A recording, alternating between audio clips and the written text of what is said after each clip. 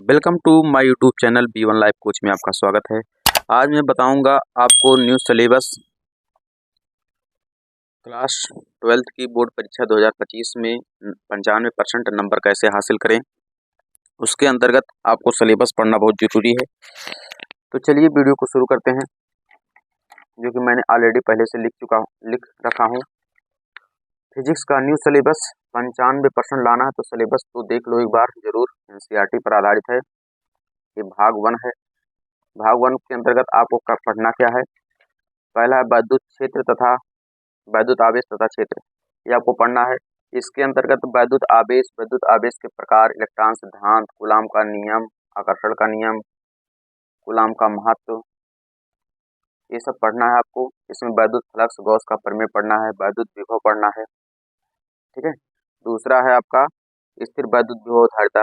स्थिर वैद्युत विभव के अंतर्गत स्थिर वैद्युत विभव, विद्युत विभव का महत्व, इलेक्ट्रॉन वोल्ट, विभव परमणता तथा वैद्युत क्षेत्र में संबंध, वैद्युत ध्रुव के कारण वैद्युत विभव ज्ञात करना है। एक समान बाह्य वैद्युत क्षेत्र में वैद्युत ध्रुव को घुमाने में किया गया कार्य, इसके अंतर्गत यही सब पढ़ना है। और संधारित्र तथा परावैद्युतांक में धारिता में आपको संधारित्र पढ़ना है। चालक तथा वैद्युतरोधी परावैद्युतांक पढ़ना है। विद्युत गोलीय चालक की धारिता पढ़ना है। आवेश चालक की गति स्थितिज ऊर्जा, दो आवेश चालकों को एक दूसरे से जोड़ने पर पुनः आवेशों का पुनर्वितरण पढ़ना है। उभयनिष्ठ विभव चालक की धारिता पर निर्भर संधारित्र समांतर प्लेट पर समांतर प्लेट संधारित्र की धारिता, संधारित्र में परावैद्युत का कार्य, आवेश का संरक्षण, परावैद्युत का ध्रुवण, भंजक विभवांतर, ये सब पढ़ना है।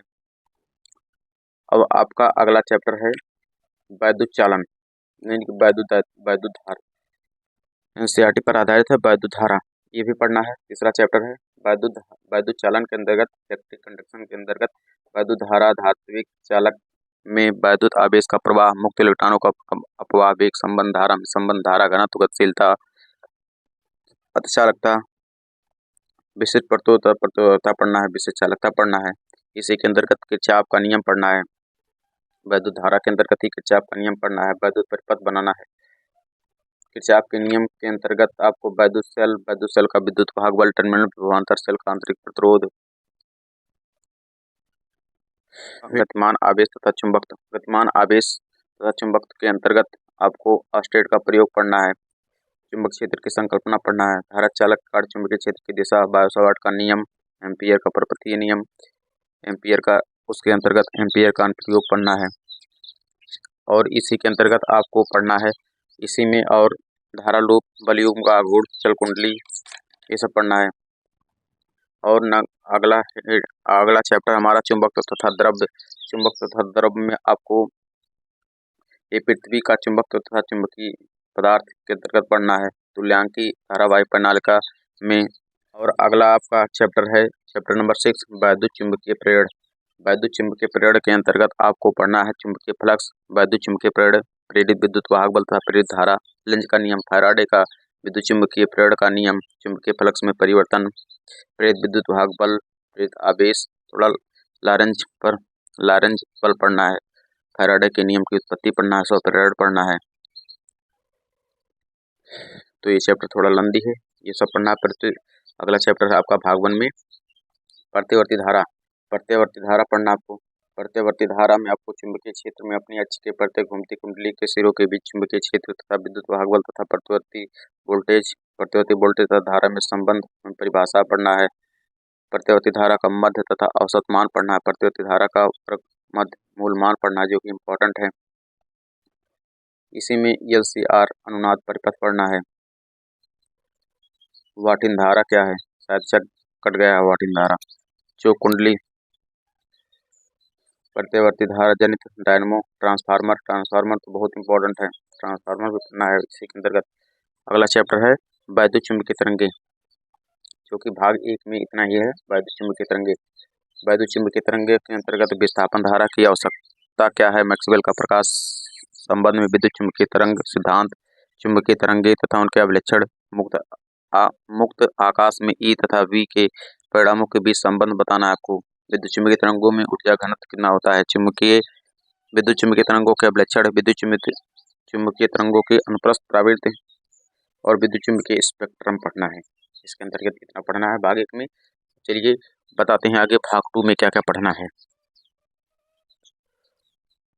भाग 2 में आपको पढ़ना है किरण प्रकाशी एवं प्रकाशिक यंत्र। किरण प्रकाशिक एवं प्रकाशिक यंत्र के अंतर्गत आपको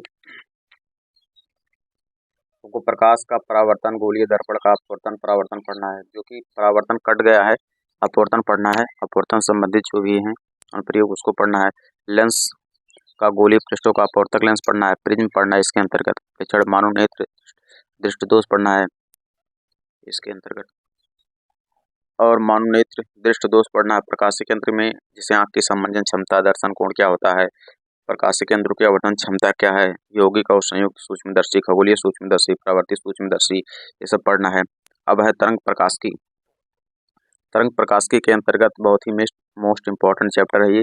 हाइगन्स का सिद्धांत पढ़ना है, जिसमें तरंगार्ग, हाइगन्स का तरंग सिद्धांत, हाइगन्स का द्वितीय तरंग सिद्धांत, हाइगन्स के द्वितीय तरंग सिद्धांतों के अंतर्गत तरंगों के परावर्तन की व्याख्या, हाइगन्स द्वितीय सिद्धांत के अंतर्गत तरंगों के अपवर्तन की व्याख्या, प्रकाशीय पथ, प्रकाश एक माध्यम से दूसरे माध्यम में जाने पर तरंग दैर्घ्य पर क्या प्रभाव पड़ता है, ये सब हमको इस तरंग प्रकाशिकी के अंतर्गत पढ़ना है।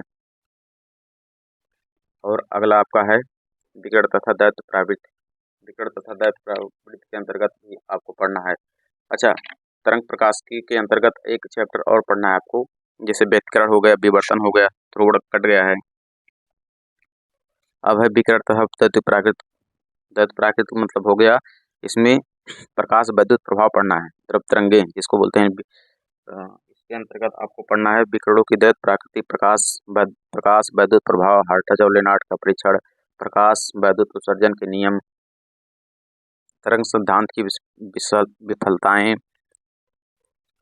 और इसके अंतर्गत कौन सी हेडिंग है, हाँ, आइंस्टीन का प्रकाश वैद्युत समीकरण, जो कि बहुत इम्पोर्टेंट है। डी ब्रॉगली तरंग दैर्घ्य, फोटोन का महत्व, अभिलक्षण, प्रकाश के कण प्रावृत्त तरंग के रूप में, कण के रूप में। दैर्घ्य प्रावृत्त का ये दैर्घ्य प्राकृत का मतलब होता है कि जब प्रकाश किरणें कण के रूप में चलती हैं और तरंग के रूप में चलती हैं, कण तरंग दोनों के रूप में चलती हैं, तो उसको दैर्घ्य प्राकृत बोल जाता है। अब इसके बाद में परमाणु नाभिक। परमाणु नाभिक, परमाणु भी है, नाभिक भी है। परमाणु के अंतर्गत आपको परमाणु की संरचना, स्पेक्ट्रम की उत्पत्ति, रदरफोर्ड जिसमें है, अल्फा कणों का प्रकीर्णन, नाभिक के आकार का आकलन, रदरफोर्ड मॉडल, बोहर का मॉडल, हाइड्रोजन सदृश परमाणुओं का बोहर सिद्धांत, परमाणु की विकिरण ऊर्जा, उत्सर्जन और शोषण, ये सब आपको पढ़ना है। नाभिकीय संरचना में अगला चैप्टर है नाभिक की संरचना में, नाभिक की संरचना, नाभिक का आकार, परमाणु द्रव्यमान मात्रक, एक यू के तुल्य ऊर्जा, नाभिकीय बल, ये सब हमको पढ़ना है।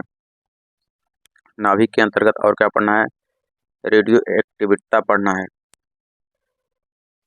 रेडियो एक्टिव क्षय के संबंध में रदरफोर्ड तथा सोडी का नियम पढ़ना है। अर्धआयु क्या है, इसके अंतर्गत पढ़ना है हमको। नाभिक से अल्फा बीटा कणों का प्रकीर्णन का उत्सर्जन की व्याख्या करना है। नाभिकीय ऊर्जा भी पढ़ना है इसी के अंतर्गत। इसमें थोड़ा अलग अलग चैप्टर भी दिया है, जैसे नाभिकीय ऊर्जा है, नाभिकीय ऊर्जा के अंतर्गत द्रव्यमान ऊर्जा संबंध पढ़ना है। युग्म उत्पादन तथा युग्म विनाश पढ़ना है। नाभिक की द्रव्यमान क्षति का बंधन ऊर्जा पढ़ना है। हाइड्रोजन बम कैसे बनाया जाता है, नाभिकीय संकलन क्या है, ये सब पढ़ना है। अब अगला है आपका अर्धचालक। अर्धचालक के अंतर्गत हम संद डायोड ट्रांजिस्टर पढ़ेंगे। संद डायोड ट्रांजिस्टर के अंतर्गत ठोसों में ऊर्जा बैंड क्या है, ऊर्जा बैंड के आधार पर चालक, अचालक और चालक का वर्गीकरण किया गया है।